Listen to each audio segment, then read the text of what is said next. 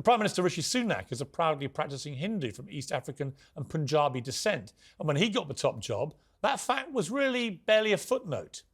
It didn't stop the usual suspects queuing up with pre-written hot takes like this. There's a part of me that feels a little bad for England's racists.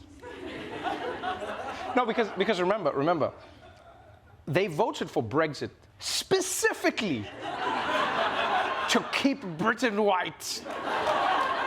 And that vote started a 7-year chain of dominoes that has now led directly to an Indian Prime Minister.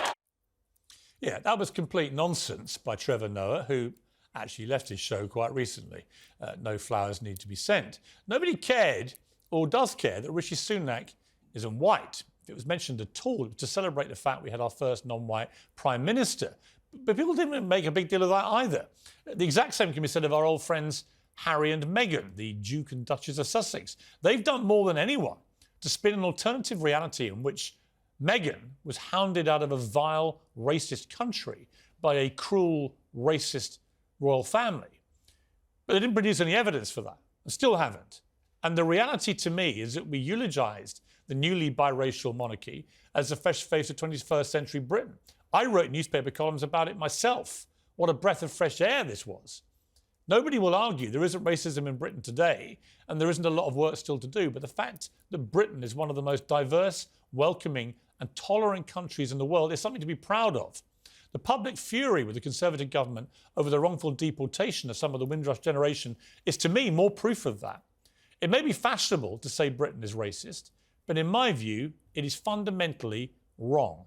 Well, joining me now is broadcaster Sir Trevor Phillips, who's re-released and updated his book, Windrush, 75 Years of Modern Britain. Also in the studio, Talk TV's Paula Roan Adrian and Richard Tice. Right, there's a lot to unpack here, Sir Trevor. You are probably the most qualified man in the country to unpack it with me. So let me just start with that simple question.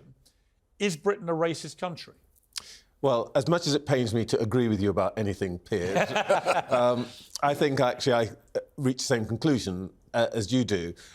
When you ask the question, is Britain a racist country, the first thing is to ask, compared to what?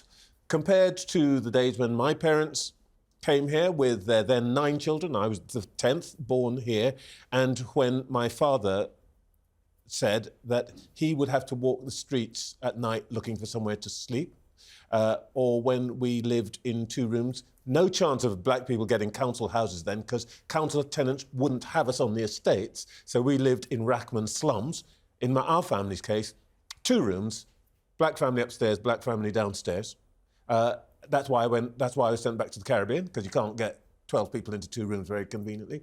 Or compared to when I had my first girlfriend at university, and in order to meet her mother, we had to meet in Selfridges because her mother couldn't tell her father that his daughter was dating somebody black. So I think when people say, oh, it's terrible racist, just talk to your parents or to talk to your grandparents. Now, that doesn't mean we're perfect, but if you survey people now, and the think tank British Future did this a couple of weeks ago, 80% of people from ethnic minorities will tell you that compared to anywhere on the continent, and by the way, compared to the United States, this is a better place to live if you are not white than anywhere else in the developed world. I walk up and down my local high street maybe a couple of times a day. It just seems unbelievably multicultural, London. I mean, I don't venture north a lot. When I do, it doesn't feel a lot different, actually, when I go to Manchester or places like that. It just feels like we live in an incredibly tolerant, multicultural environment now. I think there are racists in Britain, no question, as there are in every country. But my God, we've come a long way, I think, from that environment your parents had to come to. Yeah, I mean, let's steady on a bit. I mean, the fact that there are many racists in this country, that doesn't make us a racist nation. But that doesn't mean that we don't have problems. We don't have a situation where people who look like me know that when they go for a job, people will smile at them and be very lovely to them. And as soon as they walk out the door, say, oh, not going to have that one, because they won't fit. Let me give an example. There are all sorts of reasons. Let me give an example. I remember watching players like Luther Blissett, one of the first black footballers, then John Barnes and others. I remember the monkey chants from the terraces. I remember the bananas being thrown on, not how they remember it, they were on the receiving end. But I remember watching it.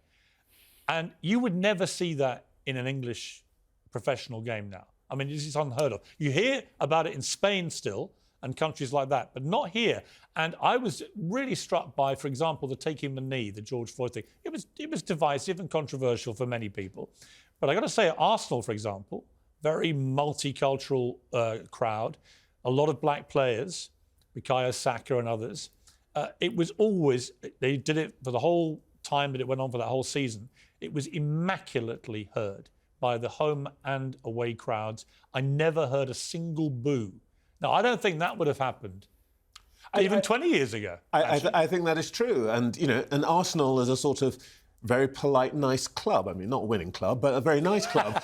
If you went to Chelsea, which is had been my club for more than half a century, when I was a student, I stopped going. Because of the racism?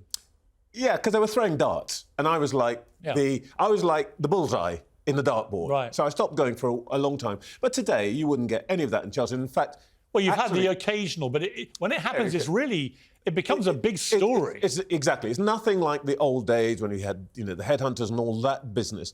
Today, our heroes are Didier Drogba, Kante. I mean, this is the country itself has changed. And by the way, those people that you saw coming down the gangplank from Windrush, they were the people who changed things.